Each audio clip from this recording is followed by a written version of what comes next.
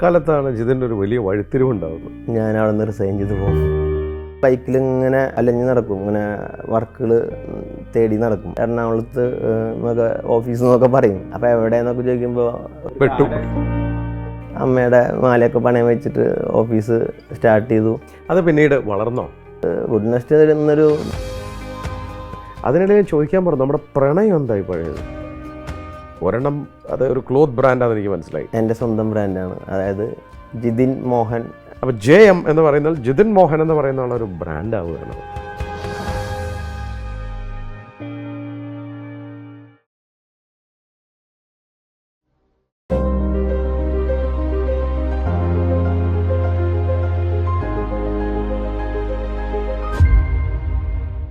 സംരംഭം തുടങ്ങാനിരിക്കുന്നവർക്കും സംരംഭം നടത്തുന്നവർക്കും സംരംഭത്തിൽ വിജയിച്ചവരുടെയും പരാജയപ്പെട്ടവരുടെയൊക്കെ കഥകൾ ഇൻസ്പിറേഷനായിരിക്കാം. അത്തരം കഥകളാണ് നമുക്കെന്നും മോട്ടിവേഷൻ ആവുക. അത്തരം കഥകൾ ഇഷ്ടമുള്ള ഒരാളാണെങ്കിൽ സ്വാഗതം സ്പാർക്കിൻ്റെ ഈ പുതിയ എഡിഷനിലേക്ക്. ഹായ്, ഞാൻ Shameem Rafeeq, corporate trainer, business coach. എന്നോടൊപ്പം ഇന്ന് ഈ കഥ പറയാനിരിക്കുന്നത് എൻ്റെ പ്രിയപ്പെട്ട സുഹൃത്തു കൂടിയായ ശ്രീ ജിതിൻ മോഹനാണ്. ജിതിൻ, സ്വാഗതം സ്പാർക്കിലേക്ക്. Thank you sir. ജിതിൻ്റെ നാട് എവിടെയാണ്? എൻ്റെ വീട് ഗുരുവായൂരാണ്. പഠിച്ചതൊക്കെ എവിടെയാണ്? പഠിച്ചതും ഒക്കെ അവിടെ തന്നെ, ഗുരുവായൂർ, ചെമ്മണ്ണൂർ. പിന്നെ ഡിഗ്രിയൊക്കെ തൃശ്ശൂർ. പഠിക്കാനൊക്കെ നല്ല മിടുക്കനായിരുന്നോ? പഠിക്കാൻ നല്ല മിടുക്കനായിരുന്നില്ല. നമ്മൾ സാധാരണ ഒരു കുടുംബത്തിലെ പോലെ നമ്മൾ സ്കൂളിൽ പോവുക, പഠിക്കുക. ഒരു വലിയ അംബീഷനൊന്നും ഇല്ലാത്ത ഒരു സാധാരണ സ്റ്റുഡൻറ്റ്. അത്യാവശ്യം നമ്മളൊക്കെ പോലെ തന്നെ ഉഴപ്പനും ആയിരുന്നു. അത്യാവശ്യം ഒരു ചെറിയ ബാക്ക് ബെഞ്ചറായിരുന്നു. അലമ്പല്ല, പക്ഷേ ആൾക്കാരെ വെറുപ്പിക്കാത്തൊരു ബാക്ക് ബെഞ്ചറായിരുന്നു. ഗ്രാജുവേഷൻ എന്താണ്? ഗ്രാജുവേഷൻ BCom ആയിരുന്നു. അതൊക്കെ പെട്ടെന്ന് പാസ്സായോ? പെട്ടെന്ന് പാസ്സാവില്ല എന്ന് മനസ്സിലായപ്പോൾ ഞാൻ തന്നെ അവസാനം ഞാൻ ഇന്റീരിയർ ഡിസൈനിലേക്ക് കടന്നു. അപ്പോൾ എത്ര കൊല്ലം BCom അറ്റംപ്റ്റ് ചെയ്തു? BCom 3 കൊല്ലം കഴിഞ്ഞപ്പോൾ രണ്ടാമത്തെ കൊല്ലം എക്സാമിന് എനിക്ക് മറ്റേ ഫ്ലൂ എന്ന് പറഞ്ഞ പോലെ ചിക്കൻ ബോക്സ് വന്നു. അപ്പോൾ മൂന്നാമത്തെ കൊല്ലം എനിക്ക് എഴുതേണ്ടി വന്നത് 16 പേപ്പറായിരുന്നു. അപ്പോൾ പിന്നെ എല്ലാം കൂടി ഒരുമിച്ച് എഴുതുമ്പോൾ ആ ഒരു ടെൻഷൻ കാരണം ഞാൻ എഴുതി കഴിഞ്ഞപ്പോൾ അതിൽ 14 ബാലൻസായി എഴുതാൻ. അപ്പോൾ പിന്നെ ഇഷ്ടമായിട്ട് BCom എടുത്തതാണോ? കൊമേഴ്സും ഒക്കെ? എനിക്ക് ബേസിക്കലി ഒരു ഓട്ടോമൊബൈൽ ഫീൽഡായിരുന്നു കൂടുതൽ താല്പര്യം ഉണ്ടായിരുന്നത്. പിന്നെ ഇപ്പോൾ നമ്മൾ സിനിമകളിലൊക്കെ കാണുന്ന പോലെ വീട്ടുകാർക്ക് മക്കളെ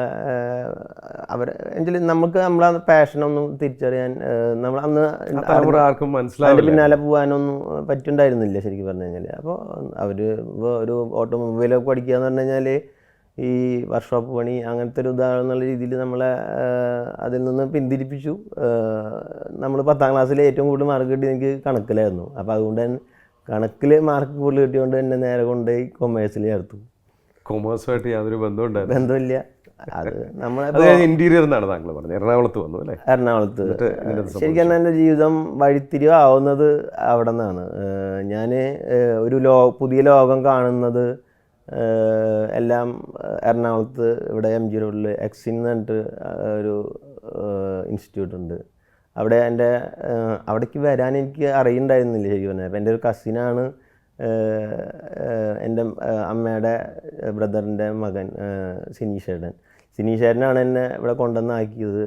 എന്നിട്ട് ഇവിടെ അത് ചേർത്തു. എൻ്റെ ബ്രദർ ദുബായിൽ ആയിരുന്നു ആ സമയത്ത്. പിന്നെ ആൾക്ക് ഇതിൻ്റെ പിന്നാലെ വരാൻ സമയം ഉണ്ടായില്ല, അവിടെ ആയിരുന്നല്ലോ. അപ്പോൾ ഞാനാണെങ്കിൽ എറണാകുളം കണ്ടിട്ടില്ലാത്ത ആൾ എനിക്ക് ഇവിടെ വന്ന് ചേർത്ത്. നമ്മൾ പേടിയായിരുന്നു എറണാകുളത്ത് ട്രെയിനിൽ വരിക എന്നൊക്കെ പറയുമ്പോൾ പേടിയായിരുന്നു. പിന്നെ അവിടെ വന്നു, ഇവിടെ ഒരുപാട് നല്ല ഫ്രണ്ട്സിനെ കിട്ടി. ജോലി അത് കഴിഞ്ഞ് ജോലിയാണോ താങ്കൾ ചെയ്യുന്നത്? അത് കഴിഞ്ഞ് കോഴ്സ് കഴിഞ്ഞപ്പോൾ തന്നെ ജോലി, എൻ്റെ ബ്രദറിൻ്റെ തന്നെ മുന്നേ വർക്ക് ചെയ്തിരുന്ന കമ്പനി ഉണ്ട് ഒല്ലൂർ, സിവിക് ബിൽഡിംഗ് മെറ്റീരിയൽസ് എന്ന് പറഞ്ഞിട്ട്. അവിടെ ഞാൻ ജോലിക്ക് കയറി. അവിടെ എനിക്ക് തോന്നുന്നു ഒരു 6 മാസം ഞാൻ അവിടെ വർക്ക് ചെയ്തിട്ടുണ്ടാവും. അവിടെ കുറച്ച് ഈ വീടുകളുടെ വർക്കൊക്കെ, പിന്നെ ജ്വല്ലറി ഒക്കെ ഉണ്ടായിരുന്നു. സദേൺ ജ്വല്ലറി എറണാകുളത്ത് എടപ്പള്ളിയിൽ, അതിൻ്റെ വർക്ക് ഞാൻ ആ സമയത്ത് എക്സിക്യൂഷൻ ഉണ്ടായിരുന്നത്. പിന്നീട് എന്താണ് ചെയ്തത്? പിന്നീട് എൻ്റെ ഫാദർ മരണപ്പെട്ടു. പിന്നെ ജ്യേഷ്ഠൻ്റെ കല്യാണം ഉണ്ടായി. പിന്നെ ഫാദർ മരണപ്പെട്ടു. ആൾ ഒരു 40 വർഷത്തോളം വിദേശത്ത് തന്നെയായിരുന്നു.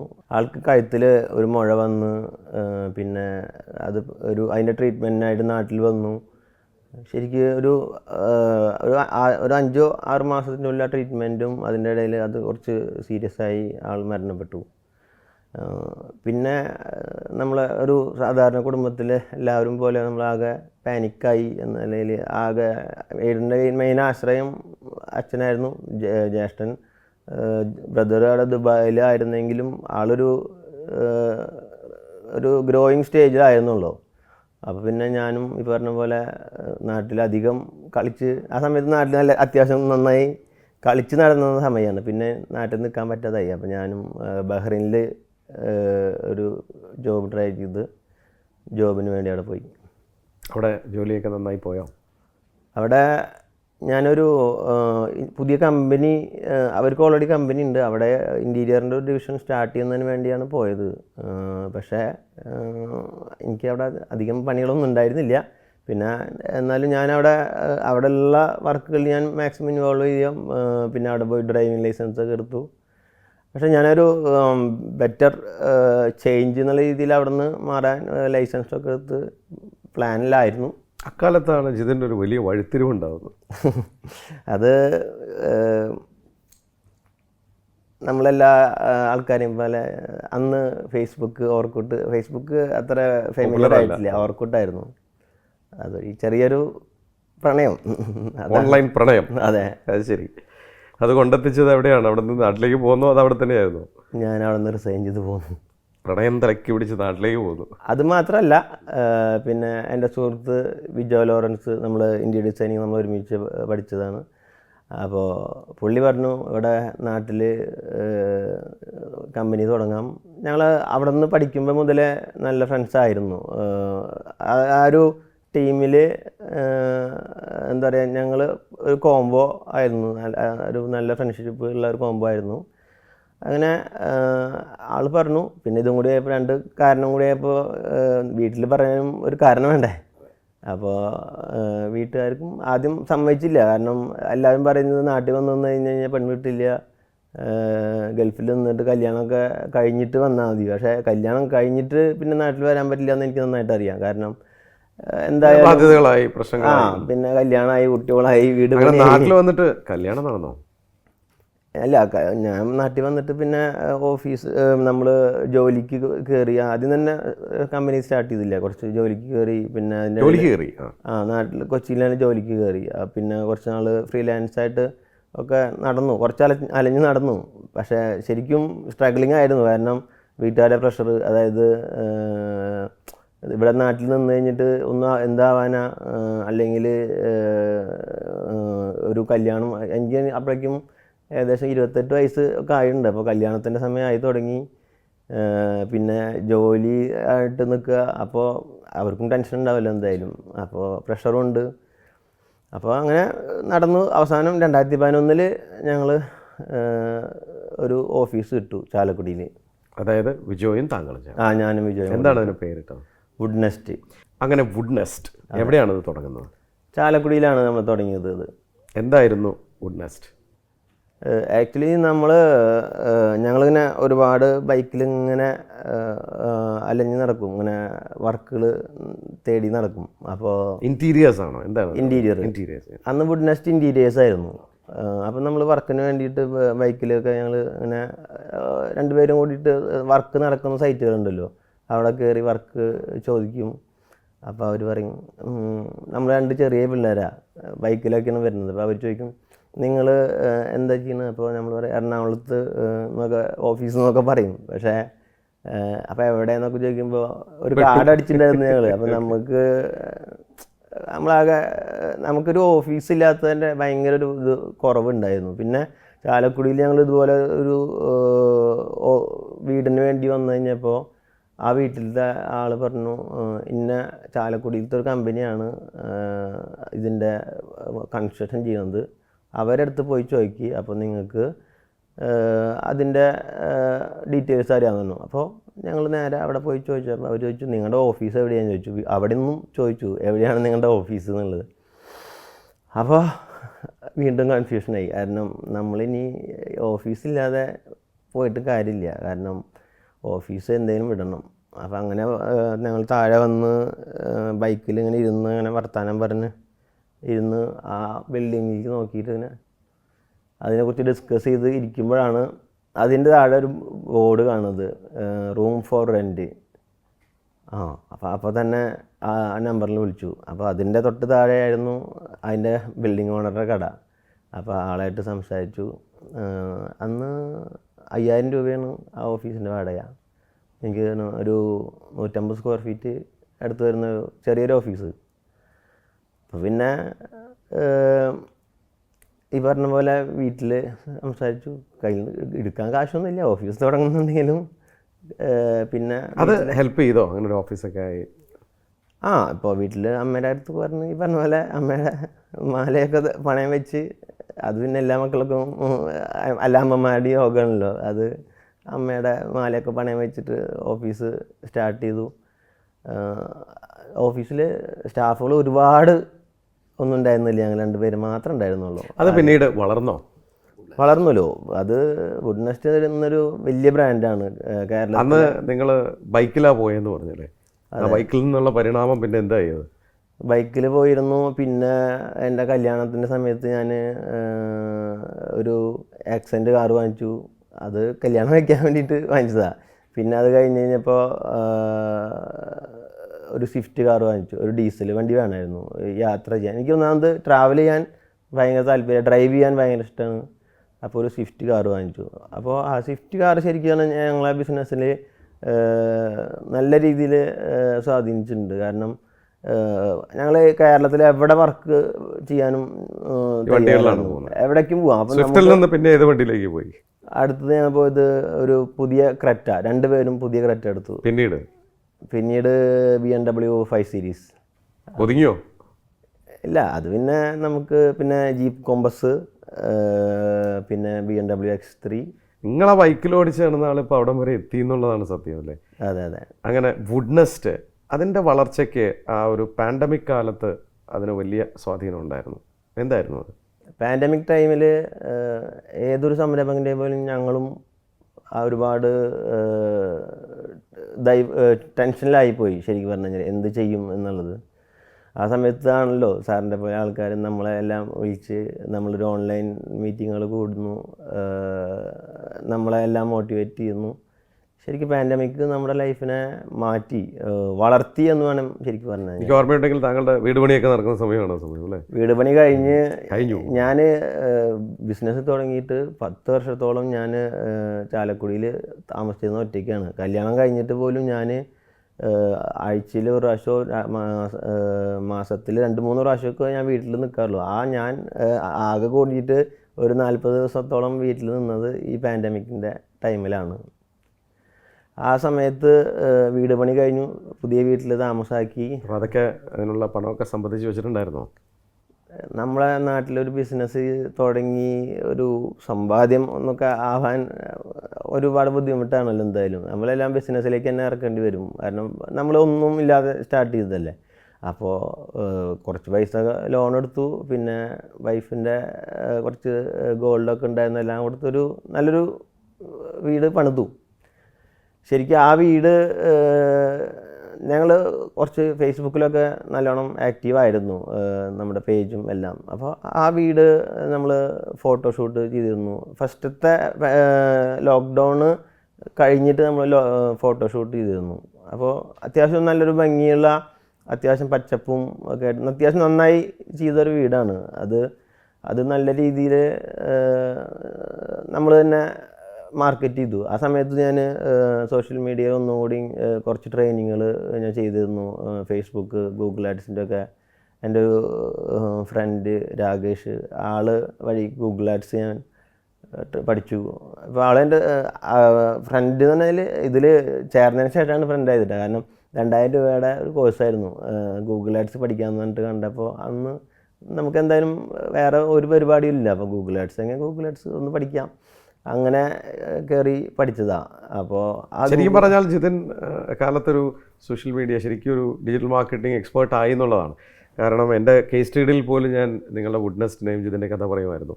ഏകദേശം ആ സമയം കൊണ്ട് തന്നെ ലക്ഷക്കണക്കിന് ഫോളോവേഴ്സാണ് നിങ്ങൾ ഫേസ്ബുക്കിലൊക്കെ ഉണ്ടാക്കിയിരുന്നത്. അതെ അതെ, എനിക്ക് തോന്നുന്നു അന്ന് കേരളത്തിൽ അത്രയും ഫോളോവേഴ്സുള്ള രണ്ടാമത്തെയോ മൂന്നാമത്തെയോ കമ്പനി ആയിരുന്നു നമ്മൾ. അതുപോലെ ഫോളോവേഴ്സ്, അത് നല്ല ക്വാളിറ്റിയുള്ള ചിത്രങ്ങൾ ഇട്ടിട്ടാണ്. അതോടുകൂടി വുഡ്നെസ്റ്റിൻ്റെ ചരിത്രം മാറി വളർന്നു. അതെ അതെ, അത് വിജയിച്ചു.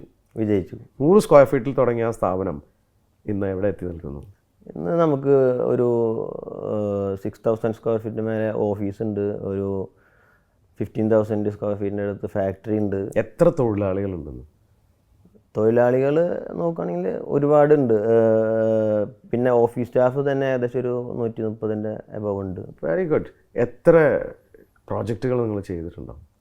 മോർ ദാൻ 2000 പ്രൊജക്റ്റ് നമ്മൾ 2000 പ്രോജക്റ്റുകൾ ഈ കാലയളവിൽ. അതെ അതെ, 2 സുഹൃത്തുക്കൾ തുടങ്ങിയ സംരംഭം വിജയിച്ചു എന്നുള്ളത് തന്നെയാണ്. അതെ, അത് ഇൻറ്റീരിയർ മേഖലയിലാണ് നിങ്ങൾ പ്രാവീണ്യം തെളിയിച്ചത്. അതെ, അത് നമ്മൾ ഇൻറ്റീരിയേഴ്സാണ് തുടങ്ങിയതെങ്കിൽ നമ്മൾ പിന്നെ അത് ഡെവലപ്പേഴ്സ് എന്നുള്ള രീതിയിൽ അത് നമ്മൾ ഇപ്പോൾ വുഡ്നെസ് ഡെവലപ്പേഴ്സ് പ്രൈവറ്റ് ലിമിറ്റഡ് ആണ്. ഇപ്പോൾ കൺസ്ട്രക്ഷനും അതിൽ വരുന്നുണ്ട്. ഉണ്ട്, കൺസ്ട്രക്ഷൻ ഉണ്ട്. അപ്പോൾ ഒരു സംരംഭം വളരെ സ്ക്രാച്ചിൽ നിന്ന് തുടങ്ങി അല്ലേ? നിങ്ങളൊരു ആവറേജ് ആയിട്ടുള്ള പേഴ്സൺ ആയിരുന്നു. അതെ അതെ, അവിടെ നിന്നാണ് നിങ്ങൾ ഒരു വിജയം നേടിയത്. BMW ഒക്കെ ഓടിച്ച് നടക്കാനുള്ള ഭാഗ്യം ഉണ്ടായത്. ഞാൻ കണ്ടിട്ടുള്ള ഒരു വ്യക്തിപരമായി നിങ്ങളെ ഞാൻ ഒബ്സർവ് ചെയ്യുന്ന എനിക്ക് സംരംഭകർക്ക് ആ ഒരു മോഹത്തിൽ ഒതുങ്ങുന്നില്ല സംരംഭം എന്ന് പറയുന്നത്. സംരംഭമോഹം അവിടെ തീർന്നോ? പുതിയതിലേക്ക് ഇറങ്ങിയോ? സംരംഭം ശരിക്ക് ഒരു എല്ലാവരും പറഞ്ഞു കേട്ടിട്ടുണ്ട്, നമ്മളൊരു സംരംഭം അവന് ചെറുപ്പത്തിൽ ബ്ലഡിൽ ഉണ്ടാവും എന്ന് പറയും. പക്ഷേ എനിക്കറിയില്ല, അറിഞ്ഞിരുന്നില്ല ഞാൻ എൻ്റെ ബ്ലഡിൽ അങ്ങനെ ഒരു സംരംഭം നല്ല രീതിയിലുണ്ട് എന്നുള്ളത്. അവിടെയാണ് എനിക്ക് തോന്നുന്നത്, എവിടെ നിന്നാണ് ഈ ഒരു സംരംഭം അല്ലെങ്കിൽ ഈ ഇതൊക്കെ തലയ്ക്ക് പിടിക്കുന്നത്? നിങ്ങളുടെ ഒരു ഇൻറ്റീരിയേഴ്സ് എന്നൊക്കെ തലയ്ക്ക് പിടിക്കുന്നത് എവിടെയാണ്? അതിനിടയിൽ ഞാൻ ചോദിക്കാൻ പറഞ്ഞു, നമ്മുടെ പ്രണയം എന്തായി പഴയത്? അത് ആസ് യൂഷ്വൽ തേക്കപ്പെട്ടു. അത് പോയി. പക്ഷെ അതുകൊണ്ട് ഗുണമുണ്ടായോ? അല്ല, അതുകൊണ്ടാണല്ലോ നമ്മൾ നാട്ടിൽ വന്നത്. അല്ലെങ്കിൽ ഇപ്പോൾ ഏതെങ്കിലും അറബി നാട്ടിൽ നമ്മൾ അപ്പോൾ അതൊക്കെ പോയി, അതോടുകൂടി ഇൻറ്റീരിയേഴ്സ് തലയ്ക്ക് പിടിച്ചു.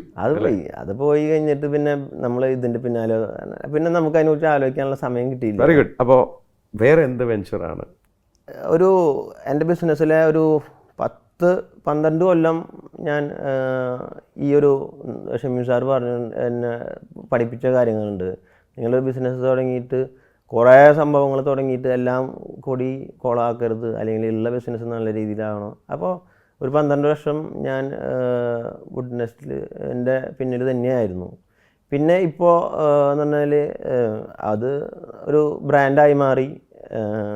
അത് ഒരു ഓൾ വേൾഡിൽ എന്ന് പറഞ്ഞാൽ മലയാളികളുടെ ഇടയിൽ അറിയപ്പെടുന്ന നല്ലൊരു ബ്രാൻഡായി മാറി. അപ്പോൾ എനിക്ക് എന്താ പറയുക, ഞാൻ സത്യം പറഞ്ഞ ഒരു റിലീഫ് എടുക്കുക എന്നുള്ള രീതിയിൽ, ഒരു ബിസിനസ്സിൻ്റെ സ്ട്രെസ്സൊക്കെ എന്നുള്ള രീതിയിലൊന്ന് അതിൽ നിന്നൊന്ന് മാറി ഞാൻ കുറച്ച് നാൾ മാറി നിന്നു. അപ്പോൾ പിന്നെയാണ് എൻ്റെ മനസ്സിൽ ഈ ഷമീം സാറൊക്കെ പറഞ്ഞ കാര്യങ്ങളൊക്കെ ഇങ്ങനെ ഓർമ്മകൾ വരുന്നത്. അതായത് ഒരു സംരംഭകൻ എന്ന് പറഞ്ഞു കഴിഞ്ഞാൽ ഒരു ബിസിനസ് തുടങ്ങി അതിൻ്റെ പിന്നാലെ മാത്രം നിന്നിട്ട് കാര്യമില്ലല്ലോ. അപ്പോൾ അതിൻ്റെ ഇടയിൽ 2021 എൻ്റെ ബ്രദറായിട്ട് ക്രിയേറ്റർ ബാർ എന്നുള്ള കമ്പനി തുടങ്ങി. ക്രിയേറ്റർ ബാർ എന്താണ്? ക്രിയേറ്റർ ബാർ ഒരു 100% കൊമേഴ്ഷ്യൽ ഇൻറ്റീരിയേഴ്സിൽ ഫോക്കസ് ചെയ്തുള്ള കമ്പനിയാണ്. കൊമേഴ്ഷ്യൽ എന്ന് പറഞ്ഞു കഴിഞ്ഞാൽ ജിത്ത് ദുബായിലാണ് ഒരു 15 വർഷം വർക്ക് ചെയ്തിട്ടുള്ളത്. അപ്പോൾ ആളുടെ ഒരു എക്സ്പീരിയൻസ് എന്ന് പറഞ്ഞു കഴിഞ്ഞാൽ അത് ദുബായിലത്തെ അറിയാലോ, അവിടെ നല്ല കമ്പനികളിലാണ് ആൾ വർക്ക് ചെയ്തിട്ടുള്ളത്. നല്ല എക്സ്പീരിയൻസ് ആൾക്ക് അവിടെ നിന്ന് കിട്ടിയിട്ടുണ്ട്. അപ്പോൾ ക്രിയേറ്റർ ബാറിൽ ഒരു കൊമേഴ്ഷ്യൽ ഇൻറ്റീരിയറാണ്. ഓഫീസുകൾ, restaurant, cafe, boutique, retail super മാർക്കറ്റുകൾ, റിസോർട്ട്, അങ്ങനത്തെ പ്രൊജക്റ്റിലാണ് ക്രിയേറ്റർ ബാർ. ഞങ്ങളുടെ സഹോദരനും കൂടി അതിൽ വെഞ്ചറിലുണ്ട്. അതെ, അദ്ദേഹത്തിൻ്റെ പേര് ജിത് മോഹൻ. അപ്പോൾ ആ സംരംഭം വിജയിച്ചോ? അത് ഇന്ന് കേരളത്തിൽ അറിയപ്പെടുന്ന കൊമേഴ്ഷ്യൽ ഇൻറ്റീരിയറിലെ നല്ലൊരു കമ്പനിയായിട്ട് ഈ ഒരു ചുരുങ്ങിയ കാലയളവിൽ ഏതൊക്കെ ബ്രാൻഡുകളാണ് അത് അസോസിയേറ്റ് ചെയ്യുന്നത്? നമ്മുടെ ഇവിടെ ഇടപ്പള്ളിയിലുള്ള ഓഫീസുണ്ട്, ഈസ്റ്റേൺ, മീരാൻ, MTR, ഈ ഫോർച്യൂൺ ട്രാവൽസ്, അതുപോലെ തന്നെ കാലിക്കട്ട് ക്യാപ്പിൻഡെക്സ് എന്ന് പറഞ്ഞിട്ട് ഒരു 8,000 സ്ക്വയർ ഫീറ്റിൽ അതൊരു ഷെയർ ട്രേഡിങ്ങിൻ്റെ ഒക്കെ ഒരു കമ്പനിയാണ്. ഈ അടുത്ത് എന്തോ അവാർഡുകൾ നേടുകയുണ്ടായി. അതെ, architectural and interior excellence award കിട്ടിയിരുന്നു ആ ക്യാപ്പിൻഡെക്സിലെ പ്രൊജക്റ്റിന്. പിന്നെ ജിത്മോഹന് ഒരു പ്രൊജക്റ്റിന് ഒരു ബെസ്റ്റ് ഇൻറ്റീരിയർ ഡിസൈനർ അവാർഡ് കിട്ടിയിരുന്നു. അതിൻ്റെ വളർച്ച ഞാൻ നോക്കിക്കണ്ട ഒരാളാണ്. കാരണം വളരെ ചുരുങ്ങിയ കാലം കൊണ്ട് വളരുകയും എനിക്ക് തന്നെ ഒരു അനുഭവം പങ്കുവയ്ക്കാനുള്ള എൻ്റെ ഒരു നല്ല സുഹൃത്ത്, അദ്ദേഹം ഒരു വലിയ ഹോട്ടൽ ശൃംഖലയുടെ ഉടമയാണ് കൊച്ചിയിലുള്ള. അദ്ദേഹം എന്നെ വിളിച്ച് ചോദിക്കുകയാണ്, എൻ്റെ റോട്ടറി ക്ലബ് മെമ്പറാണ്, ഈ ക്രേഡ ബാറുമായി ഒരു കണക്ഷൻ ആരെ വിളിച്ചാൽ കിട്ടും അവരുമായി സംസാരിക്കാൻ. അപ്പോഴാണ് ഞാൻ തന്നെ അത്ഭുതപ്പെട്ടു പോകുന്നത് അതിൻ്റെ ഒരു വളർച്ചയിൽ. അത് തീർച്ചയായും വിജയിച്ചു. ആ ഒരു സ്പേസിൽ കേരളത്തിൽ നിന്നൊരു വലിയ ലീഡിങ് ബ്രാൻഡായി അല്ലേ? തീർച്ചയായിട്ടും. അത് ക്രിയേറ്റീവ് ബാർ തുടങ്ങാനുള്ള എൻ്റെ ഒരു കോൺഫിഡൻസ് എന്ന് പറഞ്ഞു കഴിഞ്ഞാൽ ജിത്തിൻ്റെ എക്സ്പീരിയൻസും എനിക്ക് നമ്മൾ ഇവിടെ നാട്ടിലൊരു 10 വർഷം ബിസിനസ് ചെയ്തിട്ടുള്ളതിൻ്റെ ഒരു കോൺഫിഡൻസും ഉണ്ടായിരുന്നു. പിന്നെ ഒരു ബ്രാൻഡ് ബിൽഡ് ചെയ്യാനും അത് മാർക്കറ്റ് ചെയ്യാനും ഞാൻ നന്നായി പഠിച്ചിട്ടുണ്ട്. അപ്പോൾ നമുക്ക് കഴിവുള്ള നല്ല ഔട്ട്പുട്ട് നമ്മുടെ കയ്യിൽ ഉണ്ടെന്ന്, കഴിവുള്ള സാധനങ്ങൾ നമുക്ക് കിട്ടി കഴിഞ്ഞാൽ അതിനെ മാർക്കറ്റ് ചെയ്ത് ഒരു ബ്രാൻഡാക്കാൻ എനിക്ക് നന്നായി അറിയാം. സംരംഭമോഹം അവിടെ ഒതുങ്ങിയില്ല. ഞാൻ ഒതുങ്ങും എന്ന് ഇത് ഒരിക്കലും ഞാൻ എക്സ്പെക്റ്റ് ചെയ്യാതെ തുടങ്ങിയതാണ് ക്രിയേറ്റീവ് ബാർ. അത് കാരണം ജിത്ത് അവിടെ നിന്ന് വരാൻ വേണ്ടി ഒരു പ്ലാൻ ഇട്ടു. അപ്പോൾ പിന്നെ ആൾക്ക് എന്നുള്ള രീതിയിൽ സപ്പോർട്ട് എന്നുള്ള രീതിയിൽ സ്റ്റാർട്ട് ചെയ്തതാണ്. ഇപ്പോൾ ക്രിയേറ്റീവ് ബാറിൻ്റെ മാനേജിങ് ഡയറക്ടർ ജിത്താണ്. ഞാനതിലധികം ഇൻവോൾവ് ആയിരുന്നില്ല, ഇപ്പോഴും അല്ല. പക്ഷേ നമുക്ക് അതിന് വേണ്ടിയിട്ട് അതിൻ്റെ തന്നെ ക്ലയൻറ്റുകളുണ്ട് ഒരുപാട്. ക്രിയേറ്റീവ് ബാറിൻ്റെ സാറ് കണ്ടിട്ടുണ്ടല്ലോ, ഒരു എല്ലാം ഡിഫറെൻ്റ് ഒരു കളർഫുള്ളൊക്കെ ആയിട്ടുള്ള ഒരു ക്വാളിറ്റി ഇൻറ്റീരിയറാണ്. അപ്പോൾ അതിന് എല്ലാം ബിസിനസ്സുകാരാണ്. അപ്പോൾ അവർക്ക് ആ ബിസിനസ്സുകാർക്ക് തന്നെ അവരുടെ വീടുകൾ അല്ലെങ്കിൽ അവരുടെ ഒരു വീടുകൾക്കും ആ ഒരു ടേസ്റ്റ് വേണം എന്നുള്ളൊരു ആഗ്രഹം വന്നു തുടങ്ങി. അപ്പോൾ ഒബ്വിയസ്ലി നമ്മൾ ഹോംസിൻ്റെ എന്നുള്ള രീതിയിൽ അവിടെ റിക്വയർമെൻറ്റ് വന്നു തുടങ്ങി. അപ്പോൾ അവിടെ നമ്മളൊരു ക്രിയേറ്റീവ് ബാറിൻ്റെ ഷോർട്ട് ഫോമാണ് CBR. അപ്പോൾ നമ്മളവിടെ ഒരു CBR ഹോംസ് എന്ന് പറഞ്ഞിട്ട് ഒരു ഡിവിഷൻ അവിടെ സ്റ്റാർട്ട് ചെയ്തു. CBR ഹോംസ് മെയിൻലി ഫോക്കസ്ഡ് ഒരു ഡിസൈൻ ഓറിയൻറ്റഡ്. സാധാരണ നമ്മൾ നല്ല ഇൻറ്റീരിയർ ചെയ്യാൻ ഒരുപാട് കമ്പനിയുണ്ട്. പക്ഷേ CBR ഹോംസ് പറഞ്ഞാൽ ഡിസൈൻ സ്പെഷ്യലൈസ്ഡ് ആയിട്ടുള്ള ഒരു കമ്പനി ആയിരിക്കും. കാരണം നമുക്ക് അതിന് വേണ്ടി അവിടെ ഒരു ഡിസൈൻ സ്റ്റുഡിയോ ഉണ്ട്. അവിടെ പുതിയ ഡിസൈനിന് വേണ്ടിയിട്ട് റിസർച്ച് ടീം വരെയുണ്ട് നമുക്ക്. അവർ റിസർച്ച് ചെയ്ത് പുതിയ ഡിസൈൻ, നമ്മൾ ഓരോ ക്ലയൻറ്റിനും വ്യത്യസ്തമായ ഡിസൈനുകൾ കൊടുക്കാനാണ് നമ്മൾ CBR ഹോംസിൻ്റെ മെയിൻ ഇത്. അല്ലാതെ ഒരുപാട് പ്രൊജക്റ്റ് ചെയ്തിട്ട് നമ്മൾ അല്ല, നമുക്കൊരു പാഷനേറ്റായിട്ട് പുതിയ ഡിസൈനുകൾ, ഡിഫറെൻറ്റ് പ്രൊജക്റ്റുകൾ, അങ്ങനത്തെ ഫോക്കസാണ് CBR ഹോംസ്.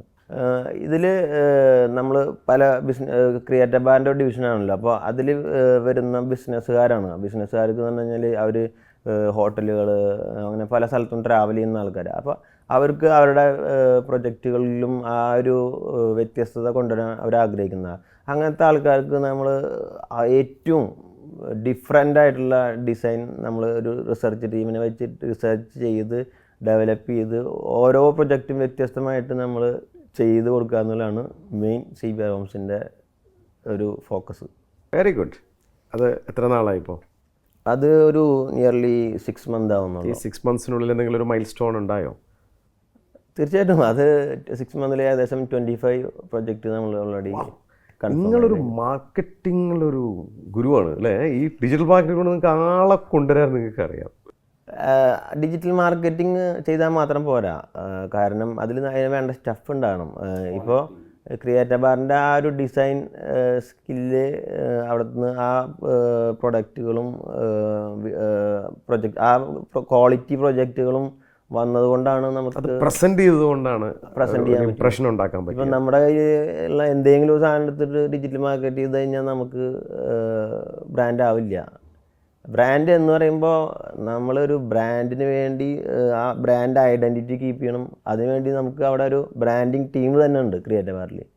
ഷമീം സാറിന് അറിയാമല്ലോ, നമ്മുടെ ഒരുപാട് പ്രോഗ്രാമുകളിൽ നമ്മുടെ ഞാനൊരു കാര്യം ശ്രദ്ധിച്ചത്, ഈ ഒരു പ്രോജക്റ്റ്, അതായത് ചുരുങ്ങി 6 മാസം കൊണ്ട് 25 പ്രോജക്റ്റ് എന്ന് പറഞ്ഞാൽ ചെറിയ കാര്യമൊന്നുമല്ല.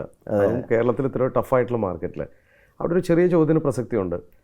വുഡ് നെസ്റ്റും CPR-ഉം അതൊരു കോമ്പറ്റീഷനായോ? അപ്പോൾ അതൊരിക്കലും കോമ്പറ്റീഷൻ ആവില്ല. അതെല്ലാവർക്കും നോർമലി ഒരു നിങ്ങളുടെ സംരംഭം തന്നെയാണ്. അല്ല, നമ്മൾ ഇപ്പോൾ ഷമീം സാറിനെ നമ്മൾ പഠിച്ചിട്ടില്ലേ, ഒരുപാട് സംരംഭകർ പല പല, ഇപ്പോൾ ടാറ്റയ്ക്ക് നോക്കുകയാണെങ്കിൽ വെസ്റ്റ് സൈഡ് ഒക്കെ അവരുടെയാണ്, തന്നെയാണ് സ്റ്റുഡിയോ. അവിടെ എവിടെയെങ്കിലും കോമ്പറ്റീഷൻ വരുന്നുണ്ടോ? അതൊരു മാർക്കറ്റുണ്ട്. ഒരു സംരംഭകം എന്ന് പറയുമ്പോൾ ഒരു ബിസിനസ് തുടങ്ങുക, ആ ബിസിനസ്സിനെ ഡെവലപ്പ് ചെയ്യുക, അതാണ് ഇത്. വുഡ് നെസ്റ്റ് എന്നത് പറഞ്ഞാൽ ഒരു 13 വർഷമായിട്ടുള്ള ഒരു കമ്പനിക്ക് ഈ ഒരു നമ്മുടെ നാട്ടിൽ എത്രയോ കമ്പനികൾ സ്റ്റാർട്ട് ചെയ്യുന്നുണ്ട്. അപ്പോൾ അതിൻ്റെ പിന്നിൽ ഞാനാണ് എന്ന് വിചാരിച്ചിട്ട് അതൊരിക്കലും 13 വർഷവും ഒരു 6 മാസവും നമ്മളൊരിക്കലും ഒരു മാച്ച് അല്ല. അപ്പോൾ രണ്ടും ഗ്രോ ചെയ്യും എന്നുള്ളത് തന്നെയാണ് വിശ്വാസം. ഗ്രോ ചെയ്തിരിക്കും. Very good. അപ്പോൾ അവിടെയോ ഒതുങ്ങിയോ സംരംഭം, അതോ ഇനി വേറെ എന്തെങ്കിലും വെഞ്ചറിൽ കൈവച്ചോ? ഇല്ല, ഞാൻ ഇപ്പോൾ CBR ഹോംസിലായാലും ഞാനല്ല ഫോക്കസ്ഡ്. അവിടെ ഞാൻ ഒരു പുതിയ പാർട്ട്ണറെ കണ്ടെത്തി, ആളാണ് അതിൻ്റെ മാനേജിങ് ഡയറക്ടർ.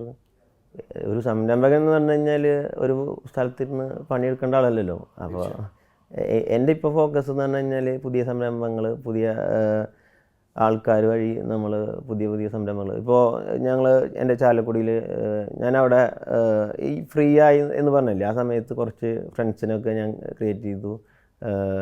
അവിടെ ഒരു IPL എന്നുള്ള ഇതിൽ ജോയിൻ ചെയ്തു, റോട്ടറിയിൽ ജോയിൻ ചെയ്തു. അപ്പോൾ എനിക്ക് കുറച്ച് സുഹൃത്തുക്കൾ കിട്ടി അവിടെ നിന്ന്.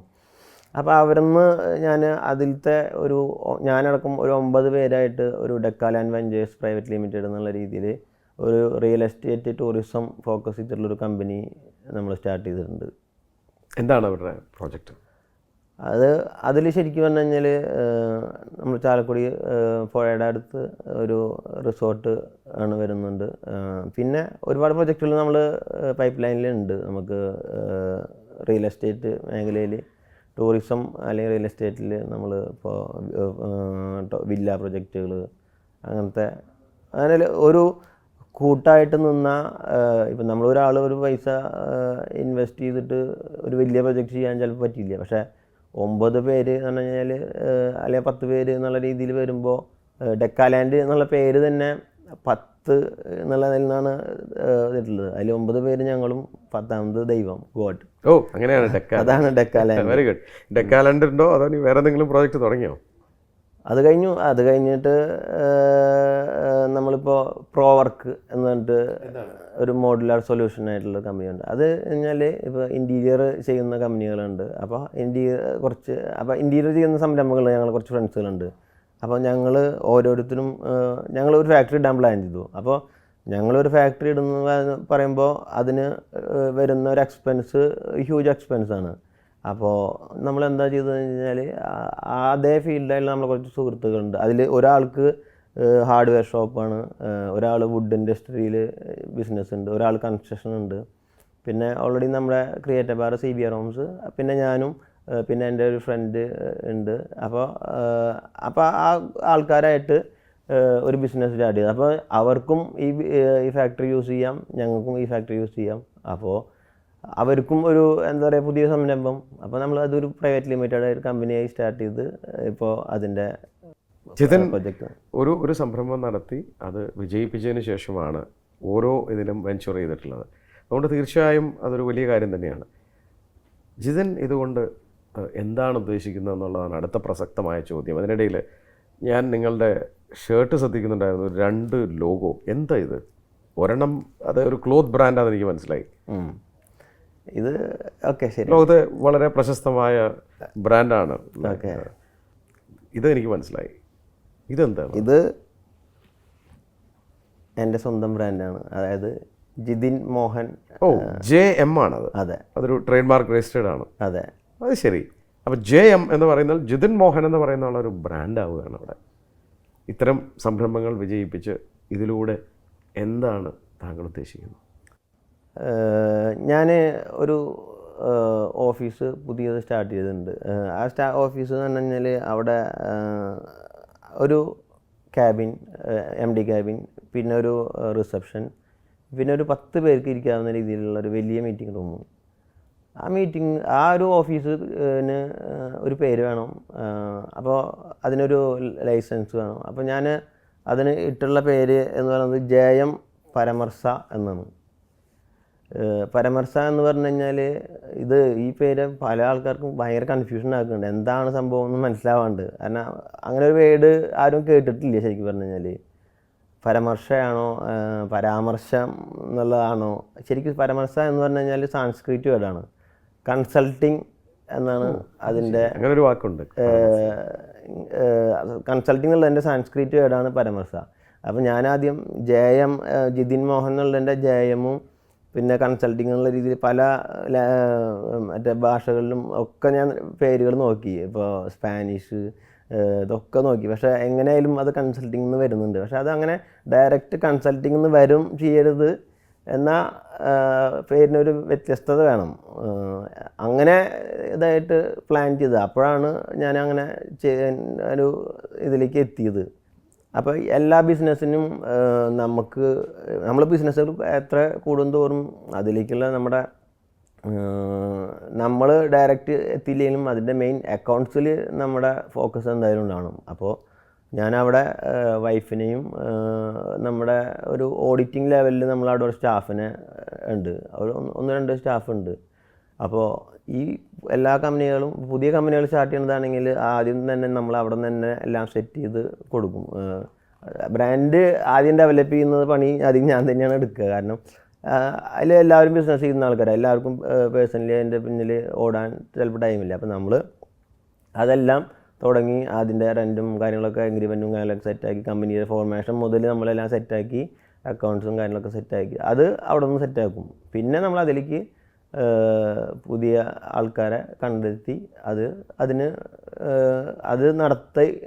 നടത്താനുള്ള രീതിയിൽ എല്ലാവരും കൂടി പോകണം. കാരണം ആരെങ്കിലും ഒരാൾ അതിനു വേണ്ടി മെനക്കെട്ടാലാണ് ശരിക്കും ആ ഒരു പുതിയ കമ്പനി ഫോം ആവാൻ പറ്റുള്ളൂ. ജിതിൻ മോഹൻ JM എന്ന ഒരു ബ്രാൻഡായി കഴിഞ്ഞു.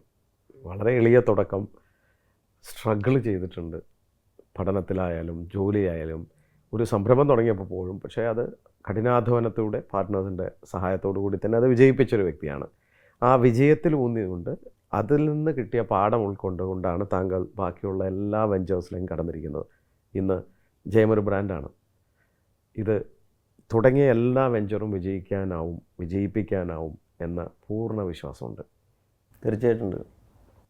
നിങ്ങൾ കേട്ടു JM ജിതിൻ മോഹൻ എന്ന ഈ വിജയിച്ച സംരംഭകൻ്റെ ഗാഥ.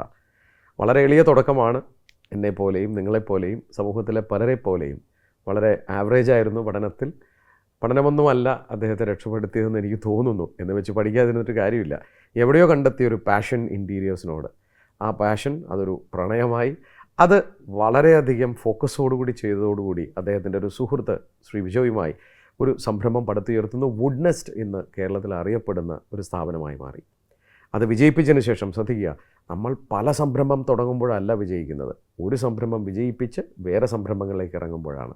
അതാണ് നമ്മുടെ പൂർവികർ നമ്മളെ പഠിപ്പിച്ചു വച്ചിരിക്കുന്നത്. ഇതിനു മുന്നേ വിജയിച്ച ആരെ എടുത്ത് നോക്കിയാലും അവരൊക്കെ അങ്ങനെ വിജയിച്ചവരാണ്. അത് ആ പാതയിലാണ് JM എന്ന ജിതിൻ മോഹനും. ജിതിൻ മോഹൻ പിന്നീട് തുടങ്ങിയ സംരംഭങ്ങളുടെ ആ പോക്ക് കണ്ടാൽ തന്നെ നമുക്കറിയാം അത് വിജയപാതയിലാണ്. അദ്ദേഹം സ്വന്തമായി കുറേയധികം സ്ഥാപനങ്ങൾ തുടങ്ങിയിട്ടുണ്ടെങ്കിലും അദ്ദേഹത്തിൻ്റെ കോർ ഏരിയ എന്ന് പറയുന്നത് ക്വാളിറ്റിയുള്ള സർവീസ് കൊടുക്കുക, ക്വാളിറ്റിയിൽ ശ്രദ്ധയൂന്നി കണ്ടൻറ്റോടുകൂടി ഡിജിറ്റൽ സ്പേസിൽ നന്നായി അദ്ദേഹത്തിന് കസ്റ്റമേഴ്സിലേക്ക് എത്താനും അവർക്ക് വേണ്ടത് കൊടുക്കാനും ആവുന്നുണ്ട്. നമ്മുടെ നാട്ടിൽ നമ്മൾ പല ആൾക്കാരും സംരംഭം തുടങ്ങണമെന്ന് ആഗ്രഹിച്ചിട്ട് കാര്യമില്ല. അതിന് കഷ്ടപ്പെടാൻ തയ്യാറാവണം, അധ്വാനിക്കാൻ തയ്യാറാവണം.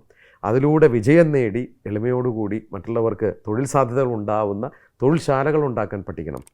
JM എന്ന ബ്രാൻഡായി അദ്ദേഹം വളരുമെന്ന് ഉറപ്പാണ്. കേരളത്തിൽ നാളെ അറിയപ്പെടുന്ന പേരുകളിലേക്ക് അദ്ദേഹം എത്തിച്ചേരുമെന്ന് എനിക്ക് പൂർണ്ണ വിശ്വാസമുണ്ട്. ജയം അഥവാ Jithin, thank you so much സ്പാർക്കുള്ള ഈ കഥ പറയാൻ ഈ വേദിയിൽ വന്നത്.